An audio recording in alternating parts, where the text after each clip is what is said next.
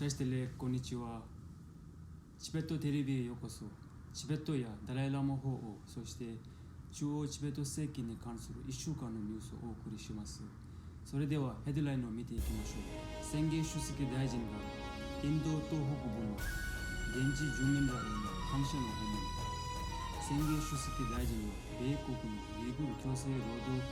防止法を支持。英国チベットの全党議会グループがチベットについて議論。日本の国会議員がチベットに関する総会を開催し、チベット人への支援を再確認する。英国欧州連合が第46回英国人権議会でチベットの権利を中国に求める。チベット政策研究所はフォーワードグラウンディングチベットに関する円卓会議を招集し、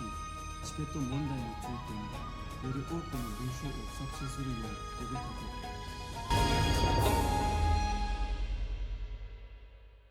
中央チベット政権のロブサン宣言出席大臣は、現地住民らを実際に訪問することで感謝を伝えるべく、西ベンガル東北インドのチベット人集落へ出発しました。宣言出席大臣は、自身が訪問出発にインド東北部の集落を選んだのは、彼の両親が最初に定住した場所であり、彼が生まれ育った場所であるからだと述べました。大臣はそのような特別な愛着を持ったことの場所から出発することを縁起の良いスタートだと考えました。2021年2月19日から3月3日までにシッキムと西ベンガル州北部への訪問によって、カントク、カレンポン、ダージリン、ラバンラ、テンジンガンを含む約10のチベット集落を回ることになると思われます。これらの地域のチベット人に話しかける間、大臣はダライラマ法王とチベット問題に2回の就任の報酬する機会ができたことに感謝を表しました。宣言出席大臣はまた、シッキムのシリ・プレームシン・タマン首相と公式会議を開きました。今週の月曜日、ロブサン宣言出席大臣は、ウイグル強制労働防止法、新旧ウイグル自治区から強制労働製品を禁止する米国の法を支持しました。大臣は下院議員のマク・ガワン氏と共催者らに法案を再提出してくれたことに感謝しました。法案の内容は、新旧ウイグル自治区からの輸入を禁止するだけではなく、大規模な労働収容所の会社を強制されたウイグル・イスラムの少数派やチベット人に対する長年の弾圧について中国の説明責任を保障するものです。法案は、ジム・マガワン下院議員、中国執行委員会およびトム・ラントス人権共同議長委員会、クリス・スミス、トーマス・ R・ スウォーズィ、ウィキ・ハズバー、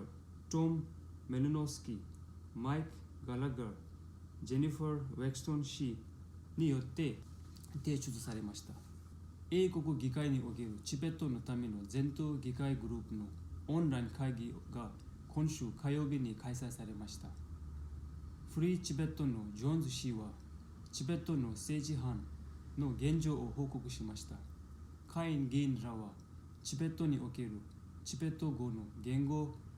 権保護者であるタシ・ワンシュク氏の現状について質問を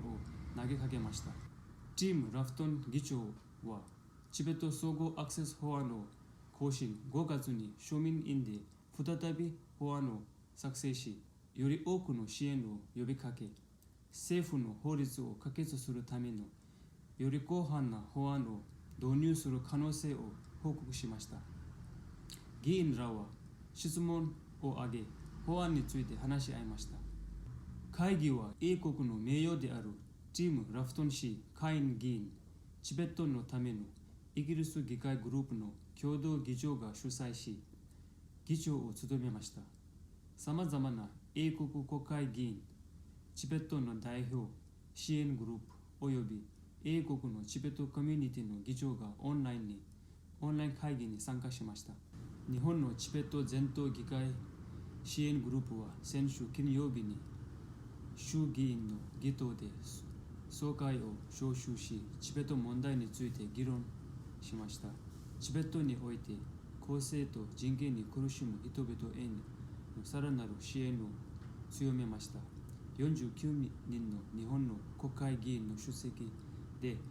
長尾隆衆議院議員は、世界最大の議会の支援が現在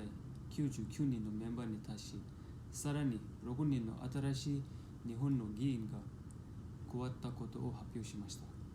日本のダライラマ法王の代表であるサワン・ゲルボ・アリア博士が議員らに米国チベット支援法や将来の活動計画などの現在のチベットにおける状況を説明しました。代表は中国政府による数々の政策について話しました。教育機関におけるチベット語の禁止措置や寺院の管理への干渉、そしてチベット人の移動に対する制限と監視や恣意的な逮捕、チベット人への拷問と死について述べられました。英国と欧州連合は第46回ハイレベルセグメントの国連人権理事会のオンラインセッションの間、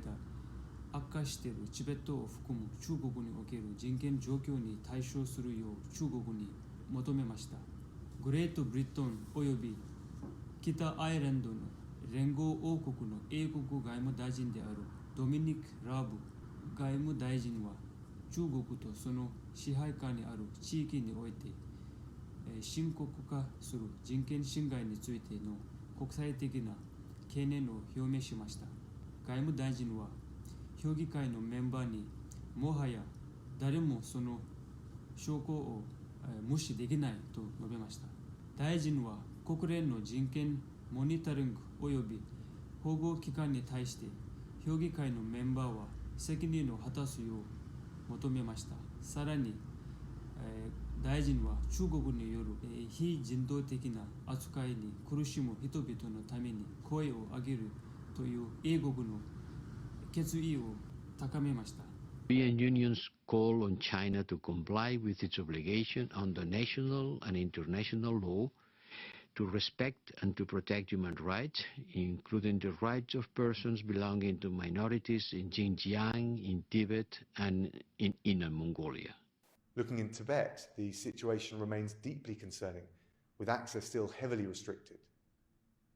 And meanwhile, we see almost daily reports now that shine new light on China's systematic human rights violations perpetrated against the Uyghur Muslims and other minorities in Xinjiang. The situation in Xinjiang is beyond the pale. The reported abuses, which include torture, forced labor, and forced sterilization of women, are extreme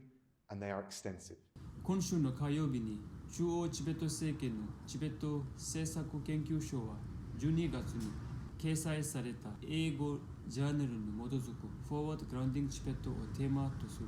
円卓会議を開催しました。会議ではチベットの学者に情報を出し合う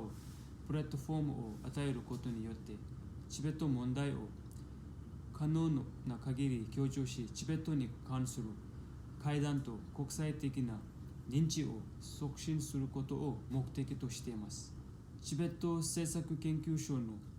ディレクターである天神歴史氏は、各省のチベットの研究学者に宗教や文化、言語、研究所による出版のための伝統や歴史に関連するチベット問題の著作を送るよう呼びかけました。彼は執筆の質を強調するとともに、研究所が学校や大学の図書館やインドおよび海外に拠点を置く研究センターにジャーナルを配布する取り組みに尽力した事実を共有しました。チベット政策研究所の学者を含む合計9人のチベットの研究学者がこのイベントに参加しました。今週のニュースはここまでです。次回また会いましょう。良い週末をお過ごしください。